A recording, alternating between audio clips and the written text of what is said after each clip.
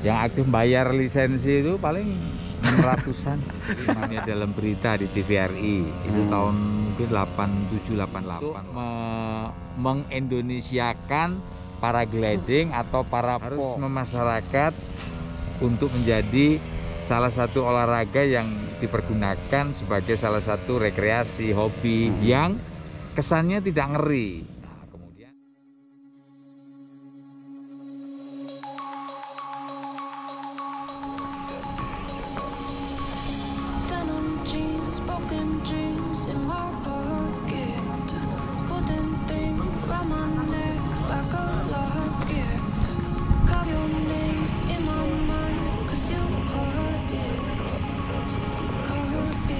pagi Pak di hari Jumat di cerah nih, alhamdulillah. Gunung Salak kelihatan, Gunung Gede kelihatan, Pangrango kelihatan. Gunung Salak.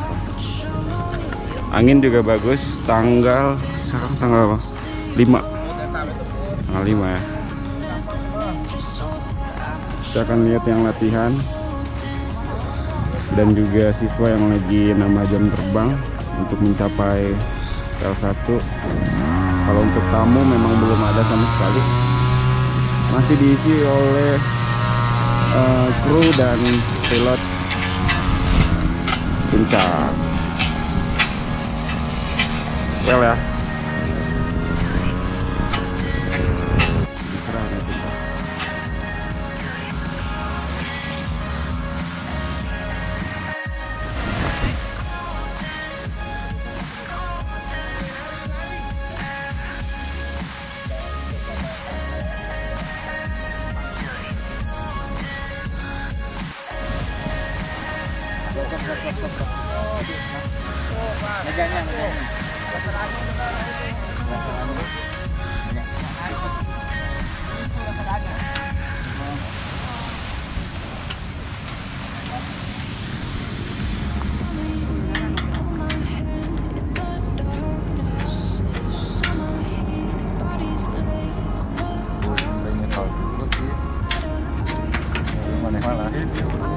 banyak lancangkeng. Coba Pak Amo ngadu skill gaet sejeng mesin rumput sok. Oh. Itu mah gancang. Ditipin teh apa?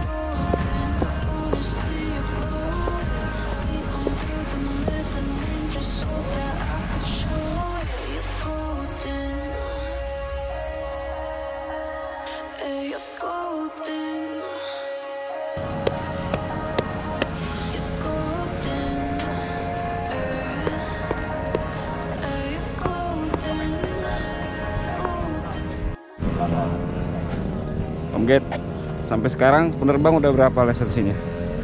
3.000-an. Wow. Udah 3.000-an lah. Nomornya sudah ada 3.000. Yang aktif? Nah, kalau yang aktif mah paling 700 kali ya. 700 sampai 1000. Yang aktif bayar lisensi itu paling 600-an. 500-600. Kebanyakan yang nggak bayar berarti ya. Ya yang mungkin yang ada yang aktif tapi nggak bayar lisensi, tapi kan nggak bisa ikut kejuaraan. Di Om Get ini nomor 1 lisensinya, bukan begitu? Ya kebetulan aja nomor 1. Perintis para layang di Indonesia, jadi di follow aja Instagramnya si penunggang angin. Bener nggak Om? Ceritain dong Om Get, Apa? sejarahnya para layang tuh. Zaman-zaman Om Get tuh Ya. pakai parasut, siapa beli kah? Ya di awal para layang itu kan kita masih minim informasi zaman dulu. Jadi saya melihat informasi tentang para pong atau tulisannya para pente itu dari salah satunya dari Dunia Dalam Berita di TVRI. Itu tahun mungkin 87-88 lah. Ya, beberapa kali lihat di Dunia Dalam Berita TVRI karena memang tahun itu hanya masih ada TVRI aja, belum ada TV yang lain. Terus yang kedua, ada sebuah artikel di majalah remaja, saya lupa tahunnya tapi pernah baca, 88 atau 87 atau 89 lah, 88 kayaknya. Itu ada temen yang wartawan kebetulan lagi meliput di Samonik, kemudian dia ini apa namanya tandem dengan paragliding. Dia menulis sebuah artikel dalam majalah remaja itu, nama kegiatan olahraganya ia namain dengan olahraga terjun gunung. Terjun gunung. Untuk mengindonesiakan paragliding atau parapong, gitu. Sehingga istilah di awal itu nama kerennya terjun gunung pada tahun itu. Tetapi saya sih waktu itu masih menggunakan nama itu terjun gunung karena belum punya nama lain. Untuk seseorang yang berkegiatan petualangan, nama terjun gunung itu masih sangat heroik ya. Terjun gunung, terjun dari puncak gunung gitu, kelihatannya heroik.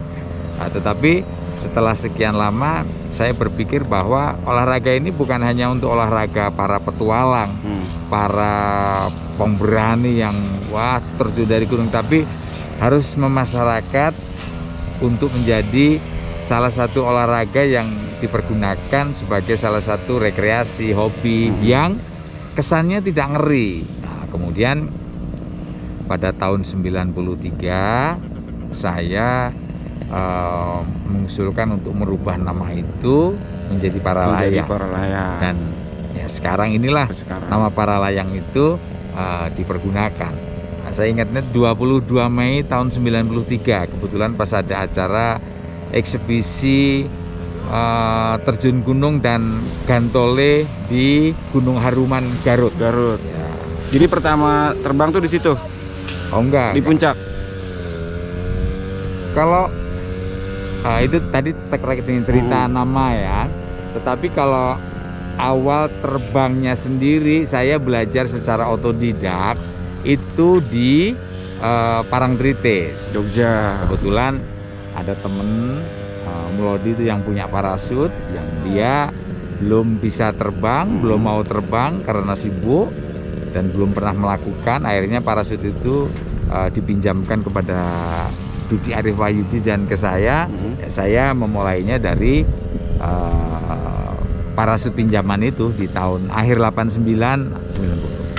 Oke. Jadi kalau playset puncak ini dari tahun? Kalau lokasi puncak ini sendiri sudah tahun 78-80-an sudah ada. Tapi bukan untuk paralayang, tapi untuk gantole. Ya. Baru saya terbang di puncak itu pada bulan April kali, April atau Mei. April-Mei tahun 90. Wow. April tahun 90. Sebelumnya saya terbang di Parangtritis di Yogyakarta, Pantai Parangtritis, Yogyakarta. Mantap. Jadi Parangtritis adalah embrio lahirnya olahraga paralayang. Kemudian di puncak ini sebagai salah satu lokasi yang fenomenal lah, karena di awal-awal perkembangan olahraga gantole dan gantole itu ya di puncak ini ya, yang diawali sehingga menjadi sampai sekarang lebih terkenal. Sekarang udah ada 3.000-an ya? Ya, sekarang 3.000 orang penerbang yang terdaftar mempunyai lisensi. Nah, terdaftar ini ya belum tentu aktif semua karena ada yang sudah pensiun, ya sudah pensiun nggak melanjutkan lagi, masih pemula terus berhenti. Tapi juga sebetulnya banyak yang sudah mencoba tapi belum sampai ke lisensi, tapi sudah berhenti. Jadi kalau dihitung-hitung mungkin yang pernah mencoba paralayang di Indonesia ya lebih dari itu ya. Mungkin bisa 4.000 orang kali ya atau lebih ya, meskipun mungkin baru 4.000 tapi untuk ukuran Indonesia dari sisi kegiatan olahraga dirgantara itu sangat istimewa, banyak sekali. Kalau dibandingkan dengan jumlah penduduk ya nggak ada apa-apanya. Kita ada 270 juta yang berkegiatan, hanya yang aktif sekarang paling berapa, 6.000 1.000 orang, 0,00 sekian persen dari penduduk kita. Jadi kalau misalkan ada yang bertanya nih, untuk lawan terberat tim Indonesia untuk luar negeri mana? Oh, ya kalau kan ada beberapa nomor kegiatan, nomor kejuaraan. Kalau Kalau untuk ketepatan mendarat itu adalah salah satu spesialisasi atlet-atlet Indonesia. Jadi boleh dikatakan pilot-pilot Indonesia itu sudah berada di 10 besar dunia. Kalau mau dikecilin lagi 5 besar dunia gitu ya. Untuk akurasi. Untuk akurasi baik perorangan atau bergu. Nah, oke. Tapi kalau untuk lintas alam atau akro kita masih jauh. Tetapi karena kita kekuatannya ada di akurasi, ya kita harus rebut. Akurasi itu menjadi nomor dunianya untuk Indonesia, itu yang harus dikejar. Dan sampai sekarang juga karena COVID kali ya Om Git ya, nggak ada kejuaraan. Belum ya. Belum. Biasanya kita sibuk kan Om Git. Hari ya tahun ini nggak tahu, mudah-mudahan bisa segera selesai. Dan nah ini terkait dengan COVID, tidak usah takut dengan virus corona, tetapi harus waspada. Kita bisa berkegiatan secara normal, harusnya sudah bisa.